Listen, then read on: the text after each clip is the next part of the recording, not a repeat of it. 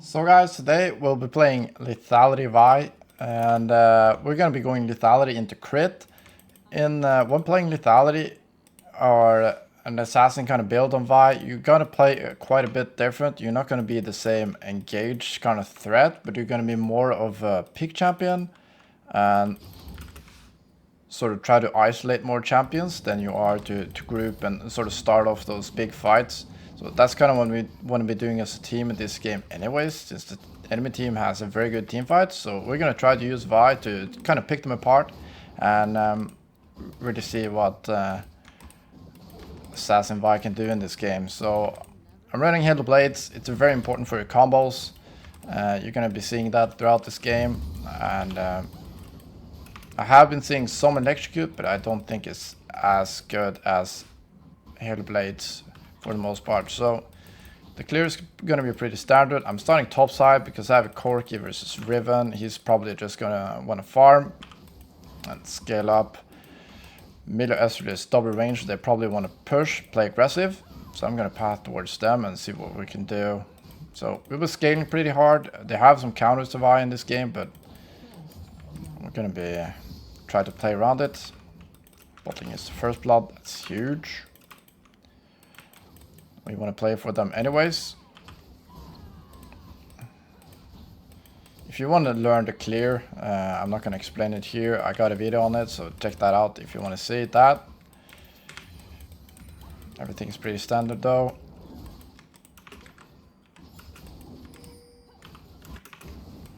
Not much to do at the moment. Bot lane wants to reset, and then this wave is going to bounce.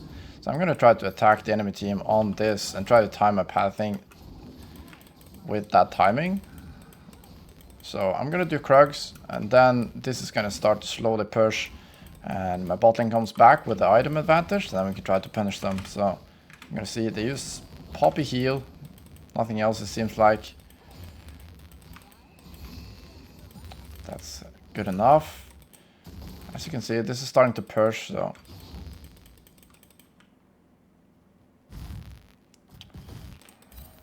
Jhin looks isolated here. So I'm gonna attack him.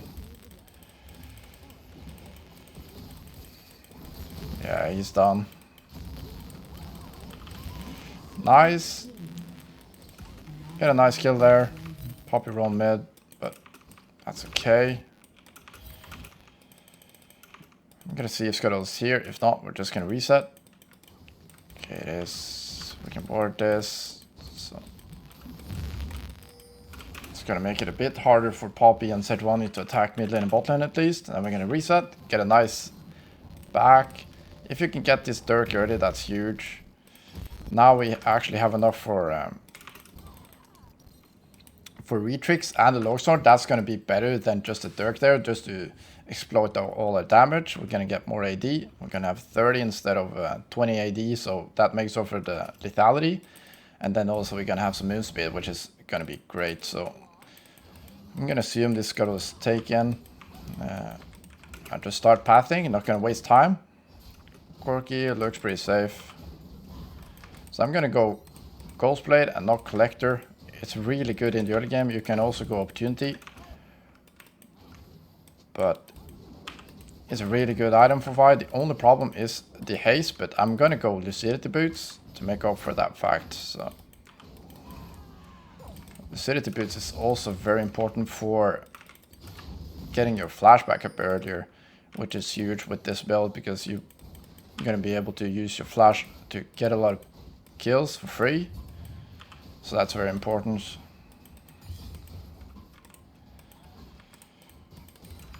Here again, we just want to path towards a bot lane, which is winning. I actually probably can steal the Drake here for free. They most likely don't have any vision on this, and Vi one-shots the Drakes. This is something you can do in your own games. Just Vi is great at taking Drakes. You barely take any damage. Even if they come, you can just Q out and you're going to be safe. Unless you know they can't come, don't use your Q. But now I know I'm safe. We're just going to get this for free.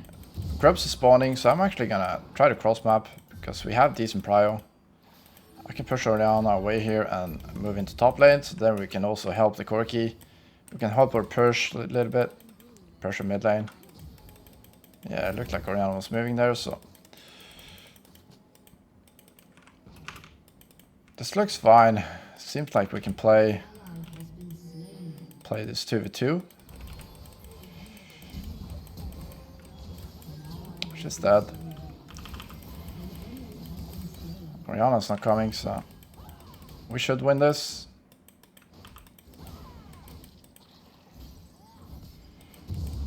That's a bit unlucky, but it's okay. Poppy is moving. If not, I would have chased. But we push her away. And we can take the grubs. Which is huge. No need to overextend there.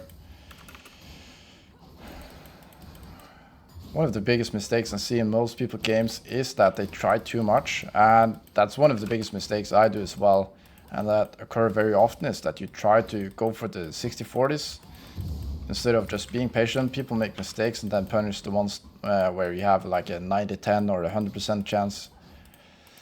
That's gonna make you a lot more consistent. And then you can learn the limits. Nothing is up. My own jungle is spawning now. It looks like it's pretty quiet. I just want to path down towards bot lane again. You don't want to lose too much farm when you're playing this build, because you are playing a carry build that requires you to get more resources. So Johnny gets a nice gank, that's okay. If Riven stays, I will come and dive this. Looks like Shiar. Just gonna smite this. It was resetting. This might be warded, but I don't think it's gonna matter.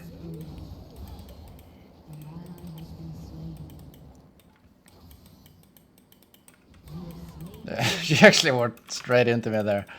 So we can take these scrubs. No cracks, I mean. The red is also up, so I might want to try to take those. Unless Riven TPs.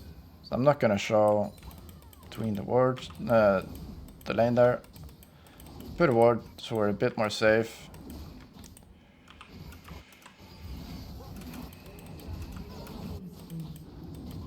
We can try to move into mid lane here. Orianna's probably gonna push this.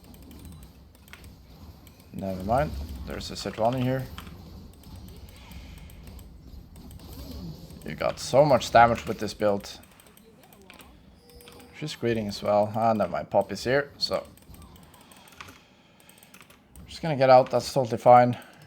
Getting really fed, 3 kills. And we got quite a lot of CS. And we also got camps to take. Then, since nothing is spawning yet, if Drake is spawning here in 20 seconds, or even 40, I'm resetting with all this gold and playing for it. But since we got a bit more time, I want to take these camps before we reset. That's going to be really important, because then they're going to spawn at a higher level later. You're going to have more resources, and while you're backing, then your camps can respawn. So that's really important when you're jungling, not backing with too many resources unless you absolutely have to for a specific timing, like a jungle camp or objective timer, or a really good gank, for example. Here, you want to reset here. Ignore this. So, perfect back. I'm not going to buy pink wards. I see many buy too many pink wards. At this time, I think we're just too strong for them to contest. If it's more of a 50-50 and prio is extremely important, pink wards are useful. But in this case, I think we're just going to get it. And buying too many pink wards in your games is gonna cause you to lose a lot of resources, more than you know or might be aware of. This looks warded. I'm gonna be a little bit careful. I don't have my ultimate yet.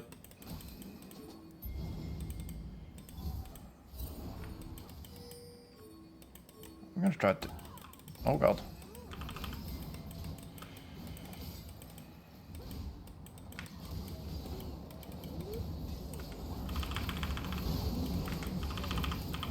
Nice. Just being patient there. Group them up.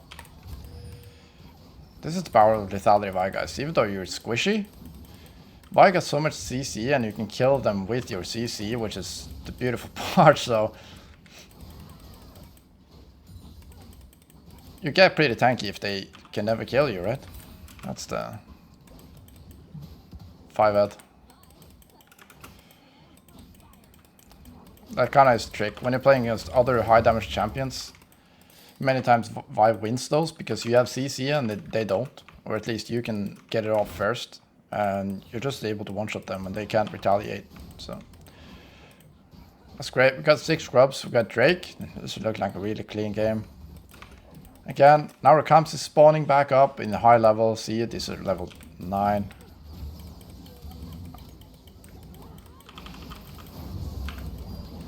Gonna use the Ghost Blade too.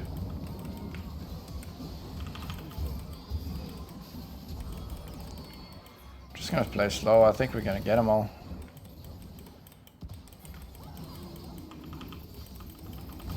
Oh no.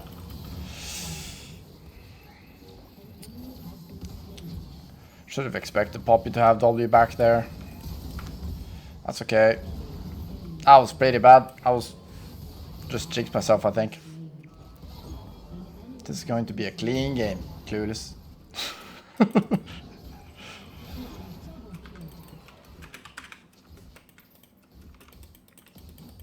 My bad. Milo takes responsibility too. It's okay though. It's still in our hands. Still super fed.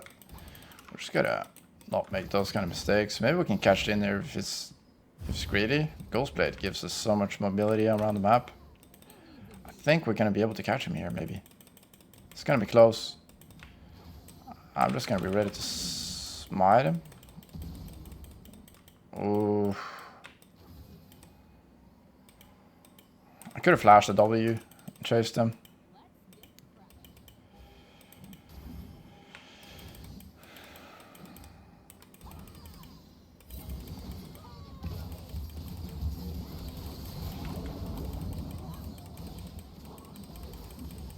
Damn.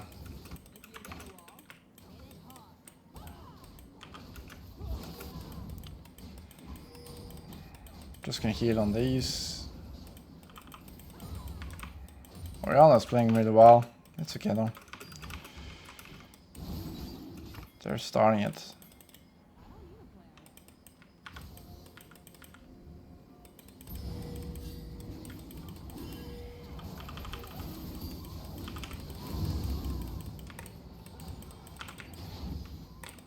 Everything greedy there. They wanted both mid and the Drake. They ended up getting neither.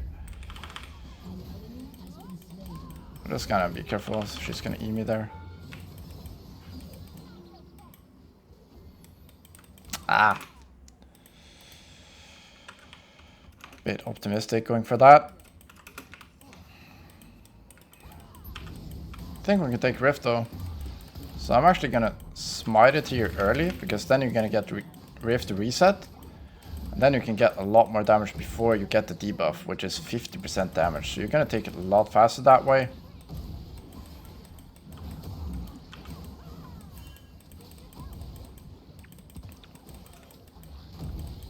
Well, this is a bit unfortunate.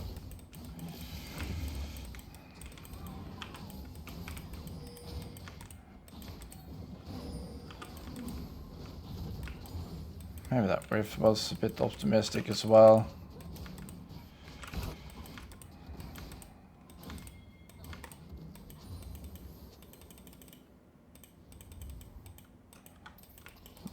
Oriana is moving a lot. We gotta be careful of it.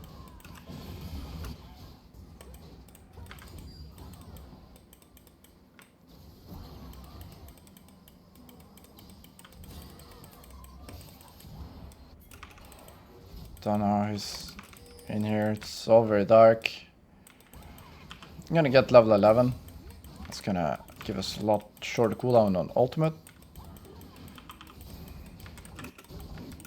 We can try to pressure this tower together with Corki. That's what you want to be doing in the mid game a lot.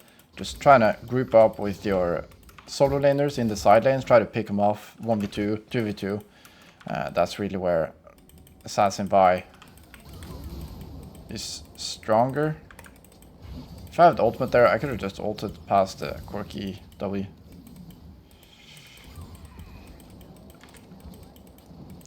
Because in big team fights, you're very squishy. It's pretty hard to play those unless you have a teammate who can engage for you.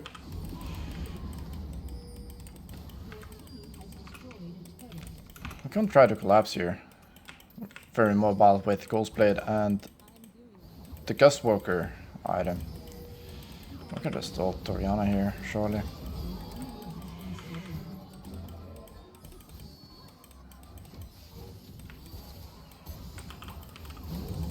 Just gonna smite her.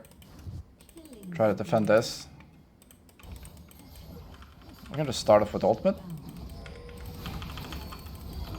Nice. Very good. We got our collector now. I'm just gonna reset real quick, get that, and then we can start taking control over the map. Now I'm gonna pick up a pink because we're probably gonna be able to go quite deep. I got my core items. We're gonna do a lot of damage right now. You want to try to focus the Jhin, Orianna, and Riven. So it's kind of what you choose to focus on. You can make an argument to be playing bruiser in this game, and you can make an argument to just play tank and frontline for your team. But you can also play assassin and just play in a different way like this.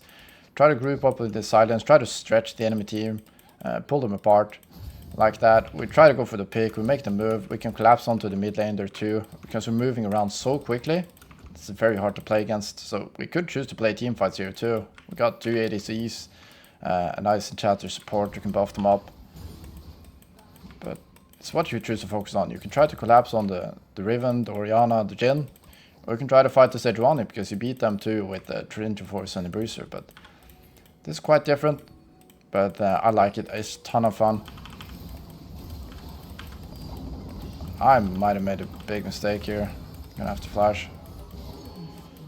We can actually go back.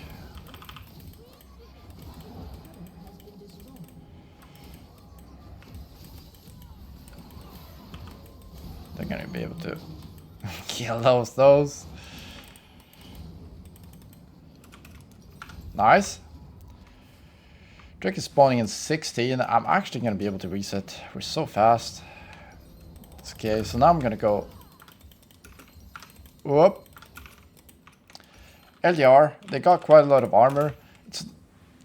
We're seeing a lot of armor on the Sejuani, the Poppy, and when you're starting to get enough damage like this, like I'm having, I'm still one-shotting in the backline.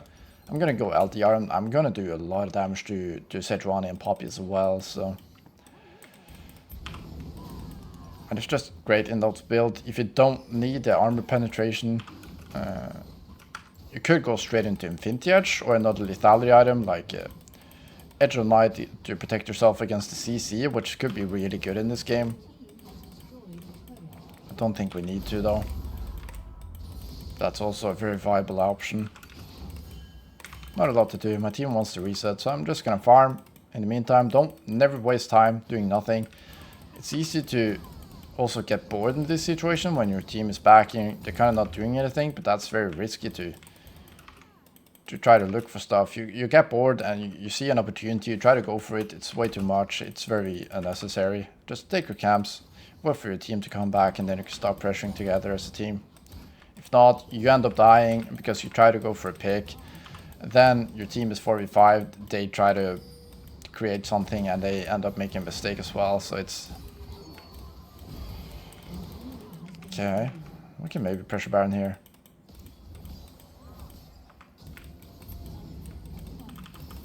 I want to look for Sejuani, because if we get the jungler,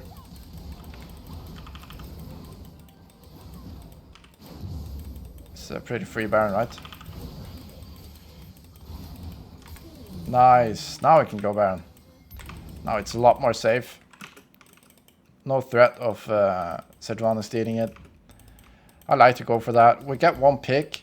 It might be enough, but okay, they end up surrendering. There we can just take the Baron, and that's it. Lethality of Eye, everyone. It's really fun. You should definitely try it out. And I also got an item guide on my YouTube channel, so I'm going to link it, and I hope you guys enjoyed it. So if you want to see more of this, please let me know. It was a lot of fun. This was very short. I want to see a longer game as well, so I hope you guys enjoyed it, and see you in the next one.